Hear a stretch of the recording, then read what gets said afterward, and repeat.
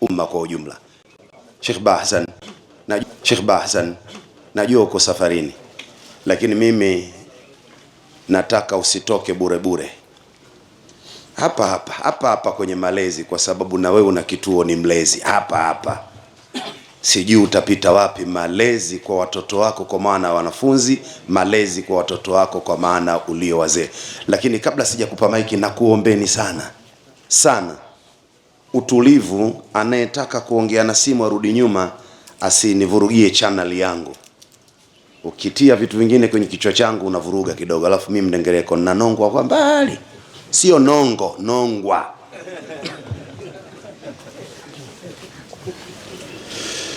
Assalamu alaikum wa rahmatullahi wa barakatuh. Alhamdulillah wa salatu wassalamu ala rasulillah, amma ba'du. Kwa hakika baada ya maongezi ya mashekhe waliotangulia, akiwemo shekhe wangu shekhe bimaana alkalima Ustadh Said Ali Hassan, kanifundisha mimi, na mashekhe wetu wengine Ustadh Said Jaafar, Ustadh Samir na wengine wote high table. Kwa hakika mimi sijui la kufanya, lakini kwa sababu na mimi nimeamrishwa niseme, basi na mimi nitasema. Kwa hakika jukumu la malezi kwa watoto, tumemsikia shekhe aliyotupa habari kubwa, mpaka kupiga mifano kina Sheikh Abdul Qadir Jilani, kina Al-Bukhari, kina Abdullah ibn Mubarak. Hizi ni qudwa zilizotangulia ambazo leo tunatakiwa na sisi tuige namna gani tutalea watoto wetu katika mazingira ya namna hii.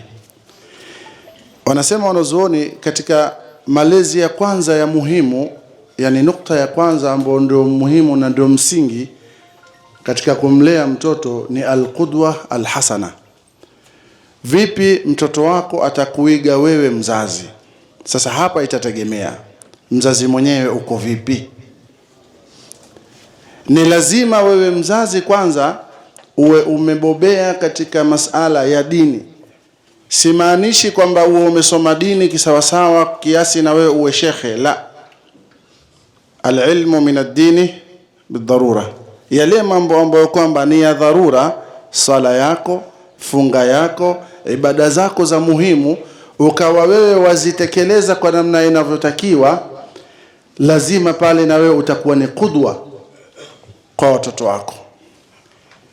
Na ndio yale aliyosema shekhe hapa, unaporudi kazini, umeingia nyumbani, pengine wewe umetoka kuswali msikitini, swali la kwanza, vipi mmeswali?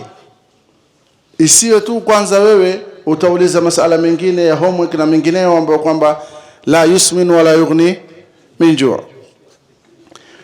Lakini kuna watu wameweka vipengele hivi vya kuuliza homework nyumbani, kazi za shule na kadhalika, wengine wamezifanya kama ndio msingi wa maisha. Inna lillahi wa inna ilaihi raji'un. Manake kuna watu wamefikia kwamba katika itikadi zao wanaona kwamba mtoto wangu mimi asipofanya vizuri shuleni hatoishi maisha mazuri. Kuna watu wamefikia kwamba mtoto akifika form 1 na form 2 madrasa tena amekwisha.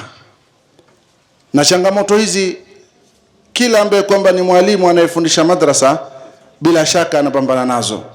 Utampigia mzazi wake mtu, ima awe binti au kijana wa kiume, na hasa mabanati, mzazi anakuambia, binti yangu bwana kesha kuwa mkubwa madrasa tu, lakini shule bado hajakuwa mkubwa. Mwisho wa siku mtoto yule ukute pengine hata mswahafuni ndio mwanzo yuko juzu ya kwanza, juzu ya pili, mabadi yale ya sheria ndio mwanzo anaanza kuyajua, mtoto ashaanza kuchanganya vizuri. Unapokonywa mwanafunzi yule, unaambiwa mtoto ashakuwa mkubwa, tumwangalie shule namna gani atakavyokuwa ataendelea. Matokeo yake ni nini? matokeo yake ni jil ambayo kwamba itakuwa haina dini, ni generation ambayo kwamba itakuja kukua katika maisha ya mbeleni, hawana manake malezi mazuri katika dini yao. Alipata bwana mmoja kuniambia siku moja, anaswalisha msikitini pale, anaambia, ustadhi, kuna baadhi ya watu tunaswali nao humu, ukimaliza jamaa kama kachelewa, basi hajui ataendeleaje, hajui manake namna ya kufanya zile arkanu sala peke yake. Na leo tunawaambia mara nyingi, nishawahi kuambia waumini pale msikitini, laiti kwamba tunafunga huo mlango baada ya swala, tuanze kujadili, hebu tuambie mmoja mmoja aje asome suratul Fatiha tu, wallahi wengi tutafeli. Ni kwa nini? Asbabu zimetoka huku chini katika malezi, kwamba watoto wanahamishwa madaris, wanatolewa katika madaris, tunawapa priority kubwa katika upande wa masomo ya sekula.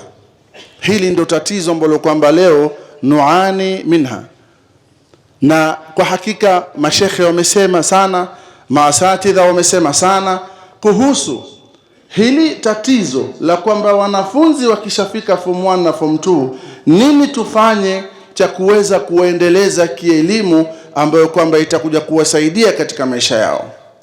Kwa hiyo kwanza nimesema alqudwa alhasana itakotoka kwa baba na mama, lakini sasa wao kwanza pia wenyewe wawe wamepitia hayo malezi. Leo mama amwambie mtoto wake nenda kaswali, yeye yupo jikoni anapika, yeye anasikiliza ngoma, yeye anafuatilia hiki na kile, musalsalati ambazo kwamba hazina maana yoyote. Mtoto anajifunza nini kwa mama yule? Mtoto anajifunza nini kwa baba yule ambaye kwamba akija hajui ameswali wala hakuswali, anaona ni jambo la kawaida? Kwa hiyo tukishakuwa tumewapa alqudwa alhasana watoto wale wakamwona baba anaswali, mama kila muda akafungua channel hii anasikiliza mauidha, anamsikiliza shekhe huyu, mara kafungua anasikiliza kasida kidogo apate kuburudika, kwa sababu kila kitu kina wakati wake. Lakini mtoto yule amuone kila siku mama mara kafungua channel hii, musalsal huu, mara leo amefungua nyimbo hii, na mtoto tayari anajikua au anapata makuzi kwamba kumbe haya ndio malezi na hii ndio njia. Kwa hiyo ndugu zangu, tukishapata alqudwa alhasana, basi nina imani na haya mengine yote yatakuwa ni yenye kunyooka na kuingia katika mstari anaotaka Mwenyezi Mungu na Mtume Muhammad sallallahu alaihi wasallam. Mimi sikuwa ni msemaji, isipokuwa shekhe amenichomekea kama alivyosema, lakini na sisi tumefuata amri. Kama nimepata famin Allah na mashaikh zetu, na kama nimekosa munisamehe. Assalamu alaikum warahmatullahi wabarakatuh.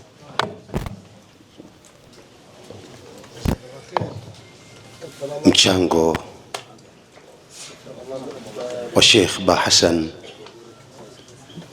ni maneno ya watu wa adabu.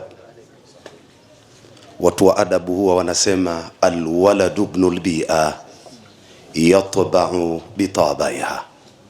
Siku zote mtoto ni mwana mazingira, anajengeka kitabia kutokana na yale mazingira yanayomlea. Sasa tunapokwenda kwenye safari ya malezi kwa mchango wa shekhe, ebu tuanze sisi wazazi ama walezi, wawe wanatuona tupoje kama alivyoanza hilo Bwana Mtume Muhammad sallallahu alayhi wasallam. Alilea kwa maneno, lakini pia alilea kwa matendo. Buriktum wa shakarallahu lakum.